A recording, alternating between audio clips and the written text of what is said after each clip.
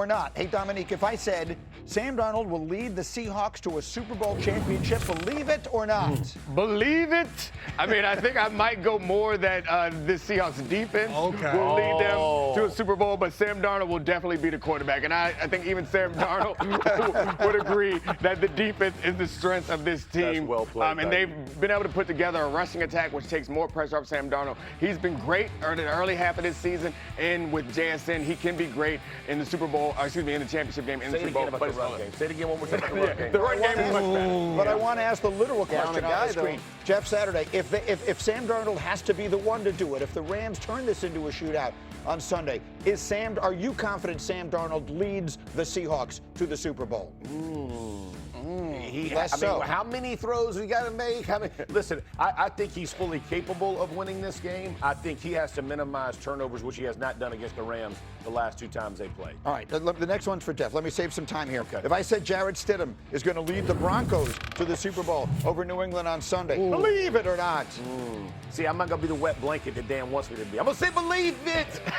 There was a blizzard. There was a blizzard in Panama City last year. All right, so it's possible. There's things that could happen, and I'm just saying there is a. You gotta go. Listen, it's that kind of percentages that I'm going with here, fellas. I gotta say believe it. It just makes more fun. Believe it. We got to talk about this one in a minute. We got to talk about Dan Graziano. I've heard so many people, he loves Jarrett Stidham. Jarrett Stidham and I have thrown the same number of passes in the NFL the last 2 seasons, and now he's being thrown out there in the AFC Championship game. He loves Jarrett Stidham. He loves him differently than he loves Bo Nix. Like Jarrett Stidham's his backup quarterback. Hand-picked. One of the first people signed to the organization after Sean Payton got the job. He believes Jarrett Stidham can run his offense. Now, can he do the things Bo Nix can do with his legs? No. Is he coming in raw? Like we want to say, Jeff Hostetler, Nick Foles, those guys played in December, right? Like football. That's right. It's not no comparison. Can I say this about backup quarterbacks as well? Like they're always your favorite guy in the building because they're great guys, but there's different reasons why you bring backup quarterbacks in the building, right? The way they break down film, the way they could help shepherd in your quarterback that you're going to go draft. There's a lot. So when people talk about team, they love him, like what But to your point. Do I think Stidham's going to lead them to a Super Bowl victory? I do not. As good as their defense is, I think too much quarterbacks at this time of the year have to make too many plays for a guy who hasn't played that much ball is going to be able to make. I believe there's a scenario in which Sean Payton schemes up a game plan for Jarrett Stidham that is successful, and if the Patriots play poorly and Drake May keeps fumbling, they can steal this game and get to the Super Bowl. Hard to see him doing it twice. Right. But I am not a wet blanket, contrary to my reputation. I think this is possible. Let's get the last one. There's a reputation for a reason. J-Mac, if I said Caleb Williams will take another step and be at least in the NFC title game next season, believe it or not? Well, so far this morning, everyone's gone with believe it. So I got to go, believe it. Yes. Caleb Williams, watching him make that throw at the end of the game to tie it up, that's within him. This is all within year 1 under Ben Johnson. There's so much more to come between the connection of these 2 guys. I know every single year is different. It gets harder as you go. Retaining guys, having the same luck on turnovers, all of those things. But it's just the beginning for Caleb Williams. There's 2 different schools of thought that I've heard.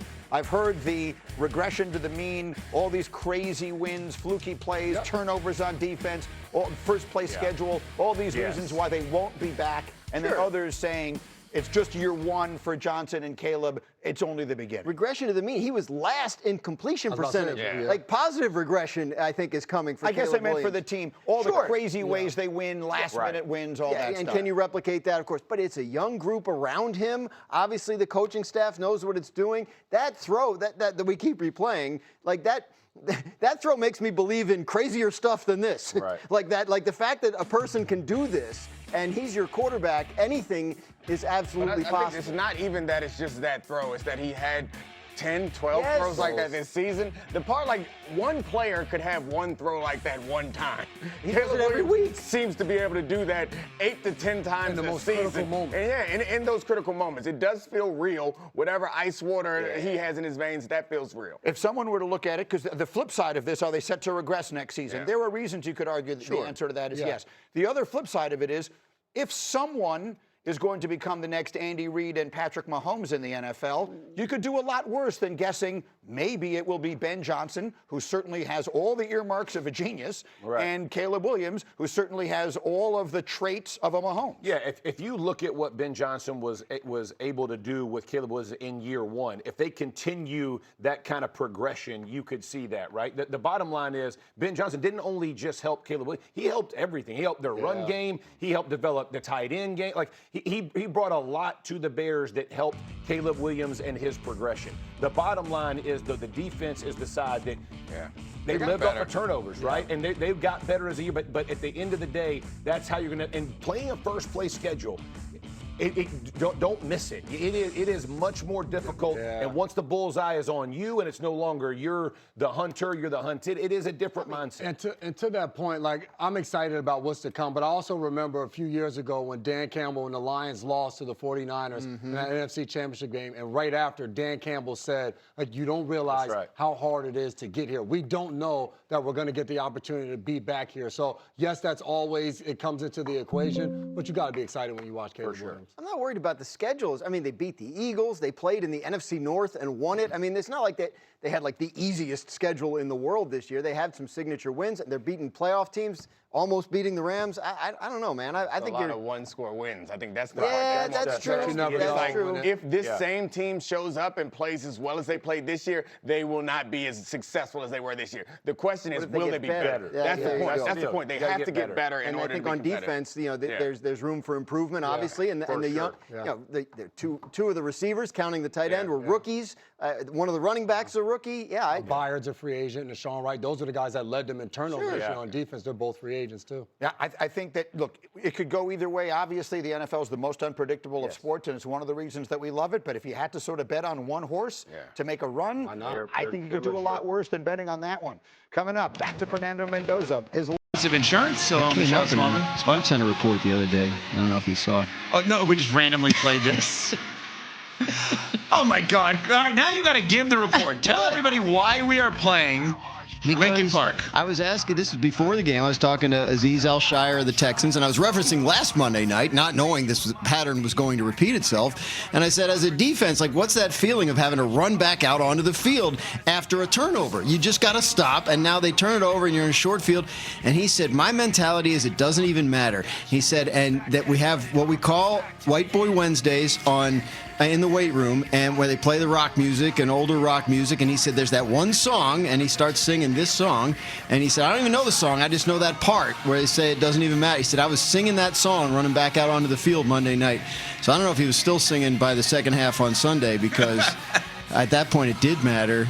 C.J. Stroud was determined to make sure it did, so bummer for the Houston defense, but yeah, that's why that's why that report that got a little attention. You don't say. Did you know the moment you said White Boy Wednesdays that it was going to go viral? Well, I don't have a real. Yeah, I mean, no, because I don't know what goes into all that. Like, there was one, like Texans fan account that tweeted it, and it caught some attention. So that's good. I'm glad. And nobody from Lincoln people Park enjoyed reached out to maybe. Nobody from Lincoln Park has yet reached out. No, that's true.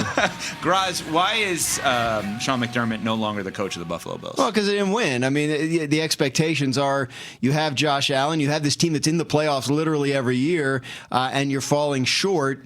I think, ownership just decided that wasn't good enough, and it's time to make a change. What's interesting is they elevate Brandon Beane, the GM, so obviously they'll tell you they're not assigning blame, but obviously they're assigning blame if you keep one and get rid of the other. So it's an interesting move. Remember, the Bills did not make the playoffs for 17 straight years before Sean McDermott got there, and what he has built and by the way, he was there before Brandon Beane. What he has built there is a perennial playoff team. And, it's a be careful what you wish for situation. Like, I can understand why people in Buffalo wanted to change because they're not getting where they need to go. But I don't know, man. I that level of change is risky. Which take a risk for sure. But, yeah, I don't know. Yeah, they're saying that what Sean McDermott has done is not good enough, and I understand having that sense of urgency when you have 17. But what are they going to be looking for in their next head coach, Dan? Who is the guy, some of the characteristics of the guy that they believe can get them over the hump? I mean, that I think is the key question. Like, what are you looking for? Is there somebody out there that can do for you what Gary Kubiak did once upon a time for the Broncos, right? When they had Peyton Manning late in his career and they fired John Fox and then they go win the Super Bowl. Like, we've seen it done, but what is it about that? See, to me, we could do hours on this. The level of variance in the NFL playoffs is so ridiculous. Like, to make hiring and firing decisions based on postseason success feels unwise to me. Like, if there's a coach out there that you can just plug into a current playoff roster that is no longer going, and that means you'll win the Super Bowl, then people would be lining up to hire that guy and pay him $50 million a year. I don't think that guy's necessarily out there. So what are you looking for? Are you looking for a culture change? I would think not, because the culture that McDermott built is a successful one. Are you looking for somebody who can do something different with the quarterback? I would think probably not, because other than Saturday, I think the quarterback's been pretty unassailable here for the last couple of years. So they're going to get together today, put their candidate list together, start reaching out to candidates. It'll be interesting to see. Some of the stuff that was floated yesterday, it's really all speculative at this point.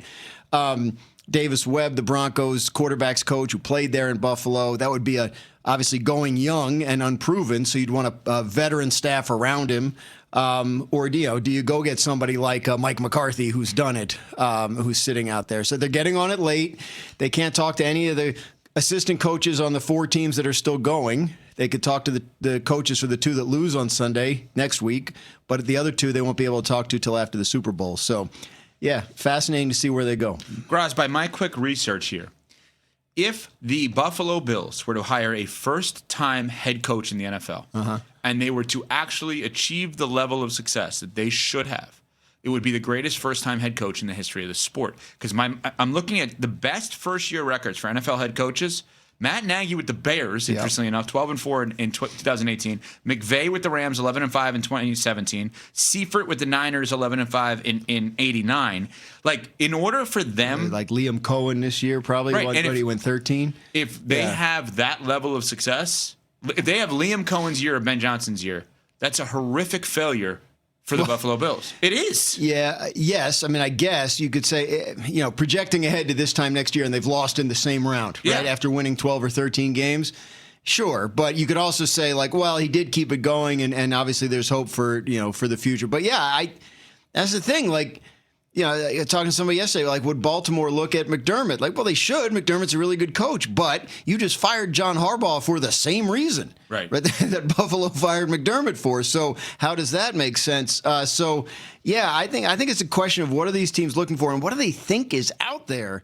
Because again, if that guy was out there, he'd already have a job, and I just think you're playing with fire. So are they missing on anyone in your mind? Like, is there anyone sitting there that you're looking at it through your reporting? You're like, this guy's just sitting there. Why are people not talking to him? No, I mean, look, Mike Tomlin, but he has said he doesn't want to do it next year. So I would call him every day. But if the answer is no, the answer is no.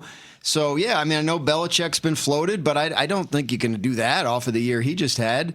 Now 3 NFL coaching cycles where only 1 team has even interviewed him, and that team didn't hire him, and has since changed coaches again and still didn't hire him. Yeah, so I don't know. I understand the reasoning behind Buffalo doing what they're doing. I understand the fans are cool with it. I get all that. It's reductive to say, oh, you're not going to find a better coach. I mean, obviously McDermott's a very good coach, but I don't think that there's like press button, add coach, win Super Bowl. I think that's unrealistic. I was a little surprised yesterday, Dan, to hear that the Dolphins